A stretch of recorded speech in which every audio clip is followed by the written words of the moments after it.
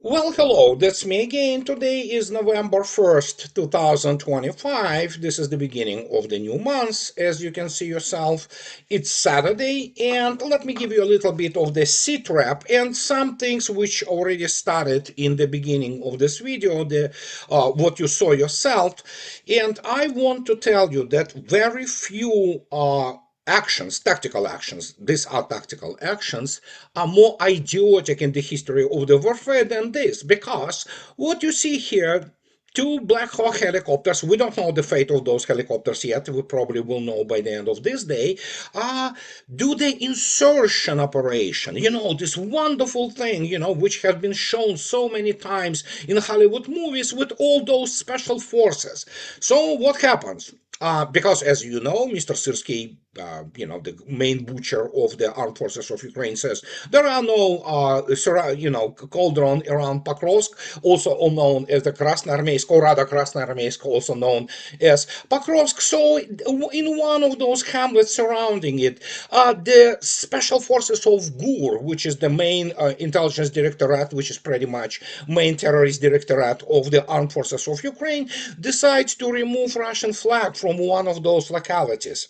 So what do? They get those two Black Hawks, cool dudes. They watch so many Hollywood movies, and so they fly in. They insert them, not understanding, obviously, as evidently no people in Western media, pardon me, Western military and NATO understand that ISR, intelligence, surveillance, and reconnaissance at Russian armed forces is such that it gives you a tactical and situational awareness pretty much 24/7 uninterrupted. So you can see yourself how they fly in, get out, and get killed. So, if anybody thinks that because they watched very many of those special forces in movies from Hollywood, I have news. As many people correctly stated, and as you might expect, there are all kinds of memes now circulating around the internet or blogosphere, if you wish, which mock this whole idiotic thing just because they wanted to remove Russian flag. All right, they removed it. So, and the problem, of course, UAVs, artillery, all kinds of other things. They don't care what kind of spetsnaz. You could be SEAL, squared or cubed. Once you meet the whole, well, it's not really cold. I mean, if it's artillery, it's going to be hot or cold, shot from RPG-7. You done. Doesn't matter if you are Rambo squared or if you Chuck Norris even. Well, Chuck Norris and, Zlatan Ibrahimovic, these are two different categories of people, of course. But that's what it is. And when you look at this, and Mr. Sirsky obviously states that, no, we're not surrounded yet. Of course you're not. But for some reason, all those bunch of the one-cell organisms from actually Western media do not want to get in there to, take a look for themselves. Well, let's take a look now at the situation at the line of the combat contact there. And we will start with Tallinn. For yesterday, I didn't get to see the new ones. As you can see yourself, they continue to do what they do best, launch all kinds of the drones at Russia and all kinds of Russian, primarily civilian targets. They pretend that they somehow, can interrupt Russia's industrial expansion, which is happening, and they try to copycats. They're morons, basically. They want to try to hit, Russian energy facilities. Sometimes some shrapnel and remnants of the shot down drones fall on them, get a little bit of fire crews arrive, and everything is basically addressed and done within a couple of hours. So, but yeah, 400 yesterday, but yeah, the killing continues, and there are now widespread reports of actually now them armed forces of Ukraine in Pakrovsk surrendering in mass. Well, what happens is one of them. You can easily find that all over Russian media. You don't have to know Russian language. You can easily go, and this is not a secret. You just merely turn on the translate to English, and yeah, if you see things videos, yeah, that's a little bit different. But you can always upload video or download video for yourself and run it through all kinds of the programs, and you will see yourself how those poor sods They tell that, oh yeah, we have been abandoned by the officers. Of course you have been. And now we went and got them ourselves into some kind of the civilian housing. You very often would have having whatever the remaining civilians there as the human shield. This is a modus operandi of these people. And then when they see that there are no barrier troops, such as the Nazi units of Azov type, or many volunteers from NATO countries who are really good only at shooting in the backs of the retreating Ukrainian cannon fodder. So they begin to surrender.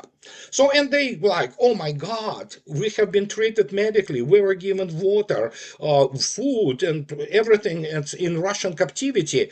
Oh yeah, well, what can I say? Too late now, obviously, to change your worldview, especially when you are beyond 45 years old and you have been kidnapped from the street. But I'm not going to go into the, well, basically moral and physical state of all those, what is called TSK, recruitment so-called centers, in reality, kidnapping centers for Ukraine, and what is happening there, including the killing and, abusing of even people who are like me, 63, 64, for crying out loud. Can you imagine me being a soldier? No, I long past my prime, probably 20 years, well, more than that. And so I, for example, when in my present state, if you put me on the line of combat contact, I pretty much will kill accidentally most of my people instead of the enemy, because obviously I'm absolutely not physically and any more mentally fit as I used to be. So, and I am just the burden, but that's what it is. That's what cannon fodder is. For example, and in Ukraine, this is what are the type of the troops which are manning, so to speak, whatever is left of the surrounding or cauldrons in Pokrovsk, Kupiansk, other places. If we take a look at what our good friend Colonel Popov and Marat Khairulin compiled for us yesterday, we can see yourself that I specifically point out there attention or focus on the Zaporozhye operational axis, because it is extremely important. Many people think that everything is happening around Kupiansk only, or around even Sumy, or around Pokrovsk or Krasnoarmeysk. But no, look at this. There is a very large activity actually across the whole front line in Zaporozhye area. Look at this. And if you take a look at it, this is obviously courtesy of Colonel Popov and Marat Khairulin. And as you can see yourself, this is bright orange. This is Russian liberating things. And then we have the strikes against all kinds of the artillery and self-propelled artillery. And yeah, very active front line, and it's probably gonna increase in activity as we go along with this month. And we inevitably come down here to people of, for example, like this thought. This is the Telegraph, obviously. It's packed with the one cell organisms who write there, but at least they reported that, oh yeah, it's my son, Colin Freeman writes, my son went to fight in Ukraine. I never imagined his own comrades might kill him. This is the mother of Jordan Chadwick, was found dead in a reservoir with his hands tied behind his back. More than 2 years later, his family still awaits answers. I can tell you, I have answers for this family, and I understand their agony when they lost the son. But if the guy was a dumbass, which he was, I mean, you should have brought him better in your life, other than to pretend that he can go out and kill some Ruskies. While in reality, he was most likely assassinated, murdered by his comrades, because evidently he had the change of heart or something like this, or they demanded their proper pay, which was promised to them. And guess what? Yeah, he probably went, and I'm sorry to say it, the organ trade is a huge trade, is a huge market in Ukraine, or whatever is left of it, and much of it is being sold on the black market, including for some very rich people in the West who do not mind killing more Ukrainian cannon fodder to get them whatever they need, livers, I don't know, lungs. So it's a huge, huge trade, and obviously some of very unpleasant people are involved in that. And so that brings us to the, Yeah, let's talk about why this is happening, the way it is beautifully portrayed in this wonderful caricature. And as you can see yourself, this is what it looks for the West, you know. And when we talk about what is happening with the West, there is now an incredible symptomatic thing which is shown here, as you can see yourself. And for those people who do not understand what Yeltsin was for Russia, this is not to say that Trump is Yeltsin. Unlike Yeltsin, Trump is not an alcoholic. Yeltsin was a completely low-life alcoholic, and well, it's national shame of Russia, and for those people who voted for him, at least in this respect, Trump is different. But in terms of the understanding of things, they are both, I mean, completely were controlled by so-called, well, in the United States it's Israel and neocons. In Russia they were pro-Western liberals. Many of them are shadow or direct assets of the CIA, MI6, and all kinds of other unpleasant organizations. And yeah, so when you look at this, it's like, yeah, they still believe all this garbage, don't they? And so Larry Johnson, our good friend who just returned from Moscow, and he met very many people, he comes out and, you know, gives the summary of his essentially visit, pretty long visit to Russia, and he writes what I cannot stop repeating constantly. And again, people say, "Oh, do you know somebody in Russia who can confirm that?" Yeah, plenty of people. Some of them are pretty high ups, in the sense that, you know, I know what is happening in Russia really well. And so Larry writes that the US can't break Russia, period. And he says that during my recent sojourn in Russia, a common theme from the people I interviewed, it was the failure of the West to comprehend that Russia is not dependent on international trade. Russia is self-sufficient. But you cannot explain to those people. This is my message, which I will repeat time after time after time. And the message is that if you have economics degree from Harvard or from what have you, or international relations degree from Georgetown, you are useless in the real world. The only thing you know is the Wall Street, financial legerdemain, or as they say, round tripping to create the revenue and pretend that you are somehow worth the company. Most of you are not. You are garbage. Basically, you sell all kinds of things to each other and transfer money just to make sure that your capitalization and valuation is growing. Because yeah, this is what is happening with the American military industrial complex, for example, and most of other industries. That is why we never left, actually. We never exited the 2008 financial crisis, and we are facing down the barrel now with another thing, or if you wish, we look into the tunnel and see the lights, and those are not the lights of the exit. Those are lights of the incoming train. And now I want to address the issue which is well related to the C trap, because you have to constantly repeat those things, and you have to constantly review those news and those statements by many people who supposedly are very good at whatever they say, and to explain to you how stupid they are. We start with Venezuela, obviously. So Washington Post, as you remember, that's what Washington Post does. Basically, Washington Post is and Wall Street Journal. They do propaganda and operations of influence, because that's who they are, war criminals, and they operate as the cog in the U.S. Or basically, what, political elite, if you wish, propaganda machine. And what you see, that's the thing. They say that somehow Venezuela is actually, becomes the center of Trump. And so when Mr. Trump met Mr. Z, here is Fox News lamenting that Trump's fire fades on Russia as he pulls troops, avoids pressing Z on oil.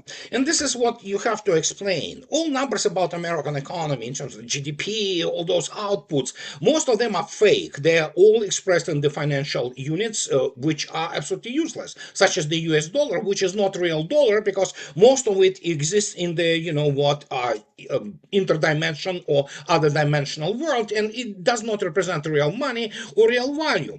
And so here they lament that Trump somehow doesn't want to fight Russia. Of course he doesn't. I mean, there are still some smart officers in Pentagon and probably not complete idiots from CIA who tell him that, dude, bad idea.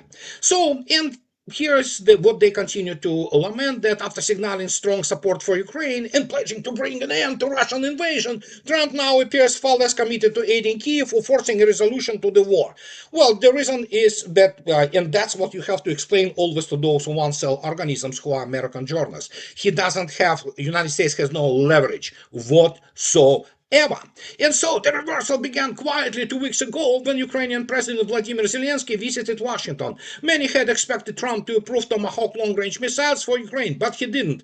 Well, even if he did, what difference would it make? No difference whatsoever, except that he might start the nuclear conflict and then Europe would be completely basically wiped out together with parts of the United States, or maybe the whole United States. But what can I say? What do I know, really?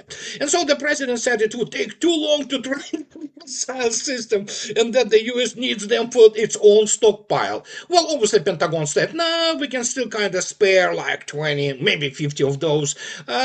Not really, because what happens after that, as I already stated, the issue of escalation, United States has only one rung in this escalation ladder, and this rung is to immediately go into the, response, nuclear response, because United States is weak conventionally. It is extremely weak conventionally. So Russia has very many, so to speak, rungs to go before it needs to escalate and respond, or, Russians are not going to attack first. You have to understand this. Albeit, yeah, as I already stated, with the Burevestnik coming online, things change dramatically. But then again, Burevestnik is a new class of the weapons, same as a Poseidon. How do you even define what those weapons are? And so that changes a little bit of the, well, not a little bit, it revolutionizes the dynamics, so to speak. But Trump cannot do anything about it. So I mean, generally, United States cannot do anything about it. But so here we have a very interesting thing which needs to be really addressed. And this is when we speak about Venezuela and everything else, we'll touch on Venezuela before I go with you. First, we have, here it is. If you take a look at economists, first you have to understand people in the economist, including the American chief editor, whatever her name, they are morons. As I already stated, basically it's not a bug, it's a feature. You have to be a complete moron and know nothing about the world outside in order for you to run all kinds of the British American BS corporations such as Wall Street Journal and things like that. People who wouldn't find their own asses in the brightly lit room with their both hands. But look at this. They talk about that, yeah, Europe's opportunity, the financial case for supporting Ukraine. Sure, and Russians say continue to support Ukraine because that will accelerate, that will bring closer the situation of the soup kitchen for the population of Europe. And then if population of Europe doesn't, rise up and doesn't hang those people on the lamppost, well, too bad for Europeans. That means that's who they are, and let them, completely fade out of the history and be done with it, and Europe will become what many people said it would become, and it's already becoming very much along the path of becoming Eurabia. So what can I say? It is what it is. Russians cannot do anything about it. This all totally European thing, and So when we look at intensively the situation with, and again, I want to stress again, I spoke about it, I will continue to speak about it. The only one cell organisms and brainwashed imbeciles with all kinds of the useless journalism degrees are infesting basically all those so-called publications like Politica. Politica is, yeah, it's a liberal, what they call Lipschitz, but America doesn't have enough weapons for a major conflict. These workers know why. And here's this dude, whatever his name, he writes about the strike of the Lockheed Martin workers. And he begins to make all kinds of the generalizations, some of them correct, make no mistake. I'm not saying that he is incorrect. And he talks about all the situation which is happening, with the U.S. Military industrial complex. And he talks about thousands of workers going on strike. And he talks about that, well, you know what, they don't have enough pensions anymore, for whatever, for one case. Their premiums for their health care are through the roof, which is normal situation everywhere now in the United States. Their benefits are just absolutely shrinking, while inflation, obviously, it's whatever those 3% of their, raise give them annually. So, yeah. And last fall, 33,000 workers went on strike at Boeing, affecting production of both commercial and military aircraft, and winning a 38% pay raise after 7 weeks. Yeah, and this will continue because obviously you cannot stop the inflation. You cannot do anything about it in this present economic system. And so here's the guy. I mean, he's an imbecile, and even his reference shows you that he doesn't understand what is going on, other than all those important symptoms. He doesn't understand the true, basically, illness, despite the fact that he touches upon it a little bit. But here what he writes: something is going wrong on the assembly lines of America's arsenal of democracy. I have a news for this cretin that, no, not cretins do not work in American media. So most of them are cretins. Arsenal of democracy, if he means that democracy which kills millions of civilian people around the world, then the guy needs to have his head examined. But what can I say? I mean, yeah, something wrong. Everything is wrong with the so-called America's industry and military-industrial complex. And he says, and it's happening at the moment of crisis. Well, he still believes that somehow China or Russia want to attack United States. They don't. I mean, but what can I say? And so he, oh good Lord, he concludes that these conflicts will mark departure on the war on terror, and he talks about the war. So as I already stated, even Pentagon doesn't understand modern war, let alone some kind of the what who say, well, you remember what Hunter Thompson said about those people. These conflicts will mark departure about a special military operation from the war on terror, where the United States was mostly conducting anti-insurgency operations in the developing world. Putin's invasion marked the first conflict with a near-peer nation. I have news for this moron. The near peer nation here is not Russia, it's the United States, and it is this nation which is not even near peer. United States cannot fight conventional war with Russia because it will be destroyed by merely conventional means and will sustain catastrophic losses in the first month or two of its attempts with bringing everything United States conventionally against Russian army. But you cannot explain to this moron because he's brainwashed, as most of those people in Pentagon who believe this so-called intel from Kiev and continue to live in their bubble, not understanding they are becoming a laughing stock around the world, including these Pentagon guys who still believe that somehow they command some kind of whatever they command. I mean, in their, which is primarily doctrine mongering BS, which they present as some kind of the military thinking, while having not a single serious strategist of the proper global level who can actually describe the modern war. They can't. They don't have toolkit. This toolkit is not provided in military academies, service academies in the United States, and all those war colleges and command college in General Staff and Command College in Leavenworth, Kansas. It's just simply not there. They do not understand. And as I already stated, that essentially when you look attentively at what kind of the intel they get, most of this intel comes from people who conduct this type of the operations, which you saw in the beginning, killing their special forces just to do the PR, because this is the only thing they can do. This is not to say that United States Army, if it is allowed, that's the huge, so to speak, spherical horse in vacuum, as Russians say, allowed to deploy somehow, given like 8 months to move all personnel, whatever they have, and then, even probably go for the draft. And if they think that even after that, in their assembly areas, they can win anything in Ukraine or in Europe, Eastern Europe, I have news. They can't. They will be defeated utterly with the catastrophic losses, because, as I am on the record non-stop, United States Armed Forces are the TOE, Table of Organization and Equipment, from 1990s, period. This is the only thing which they have.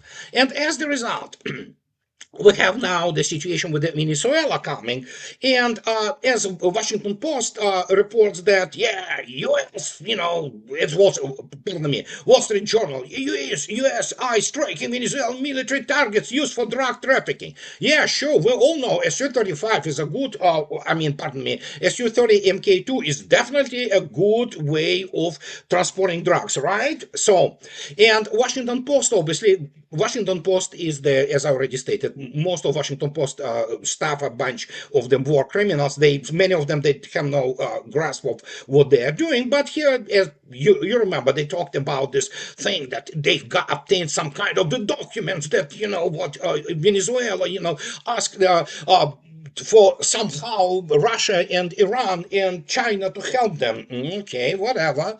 So, but look how they presented. The buildup of American forces in the Caribbean. Venezuelan President Nicolas Maduro is reaching out to Russia, China, and Iran to enhance its war military capabilities and solicit assistance, requesting the face of radar, aircraft repairs, and potentially missiles, according to internal U.S. government document obtained by the Washington Post. So that means what? Washington Post is just merely just making things up, which is the only thing they do. As I already stated, normal people do not work in those media organizations, but there is one, however, interesting development, and I will talk about this shortly. But here, another Washington Post thing. Oh yeah, these are the ships, and aircraft messing off Venezuela. Of course, the only thing United States can do is to bomb, and using standoff weapons against nations which, even can remotely shoot back. However, Washington Post today. Remarks. U.S. forces in the Caribbean include 8 Navy warships, so 8 times, I would say, let's say 50, just for the heck of it.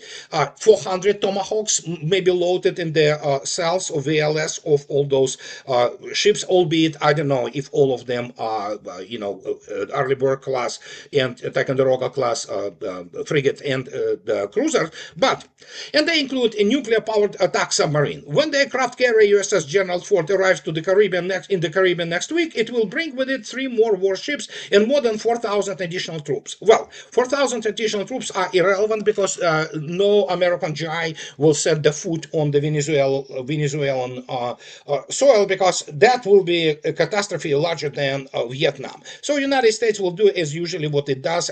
Launches, hurls whatever it has. So we probably will looking at 500 at best Tomahawks and JASSMs maybe, which will be stuck on the F-18s, and yeah, they will hurl, let's say, 600 missiles, which will deplete dramatically all those, probably by about 30, if not 40%, stocks of the clams in the United States, and that will be it. They will declare victory, will try to present something, which is good for consumption from the media picture. However, and here's what Washington Post mentions. President Donald Trump has indicated that he's planning for increased operations, I don't know what increased operations, against Venezuelan President Nicolas Maduro, but when asked on Friday whether he's considering military strikes inside Venezuela, he replied no. Well, Trump's word is absolutely worthless because the guy is absolute, shyster, basically, and he constantly, what BS is public, and we have to take anything what he says with not just grain of salt, with a pile of salt. And But there is a very interesting news. Russians are sending to Venezuela because there will be some kind of the air show. Oh my gosh, there are a lot of aircraft, including MS-21, the latest fully Russified MS-21, 21, IL-96 400s, all kinds of the civilian aircraft of different varieties. And, just if the United States wants to shoot at Russian aircraft in Venezuela, well, so basically we have been through this before. So the only thing which at this stage Western media exist for, and their only task is to cover up for catastrophic military and geopolitical defeat of the combined West, headed by the United States, and exposing it as militarily paper tiger. No matter what they say, no matter how much hot air they purge from their lungs and other orifices in their bodies. But when you look at this, it's just absolutely pathetic. It is a total humiliation. And that is why very many people around the world, in fact, I would dare to say majority, are laughing now. You cannot do this to your own country when you become a laughing stock. That, you declare all kinds of lofty goals and then you fail at them. You cannot do anything about it. And if you ask me if United States can conduct uh, uh, uh, combined arms operation in Israel? Absolutely not. It doesn't have resources. It doesn't have whatever is required for the army to and Marine Corps to conduct it, because basically what they will be met with, and even as Doug McGregor says correctly, yeah, there's another 100,000 Colombians sitting on the border between Colombia and Venezuela, waiting to enter immediately as the hostilities start to. They have a lot of scores to settle with the American GIs. So this is a catastrophic situation. But these guys, because they're imbeciles, everywhere from State Department to CIA to Pentagon, they continue to run United States into all kinds of corners due to, teenage nature of Mr. Trump and his narcissism and his, loose tongue, which he cannot stop BSing. And that's what happens. United States finds itself time after time after time being laughed at, and everybody knows now United States, as I repeated many times before, doesn't have sovereignty. United States is not a sovereign nation because it is controlled by Israel. And what can I say? So United States wanted it. So ask those 57 million Christian Zionists who are the power base for the APAC and all those people, those death cult. No, they're not Christian. There's nothing Christian about them. And so, what can I say? We at the end of the rope. And yeah, the Trump's fire is extinguished because what can they do? Nothing but terrorism, period. And terrorism, as we know, is the weapon of the weak. And Russia demonstrated it too, that the only thing the combined West, the NATO, EU, whatever, they can do is the terrorism, because they are weak. And now we have the Venezuela. We'll have to wait and see. So this is everything I wanted to tell you today, guys, at this November 1st. And as always, those who like what I do, please subscribe to my channel. And those who can afford, please support me on Patreon or buy me a coffee too. That will allow me to stay in this business. So have a nice weekend, guys, and I'll talk to you later. Bye-bye.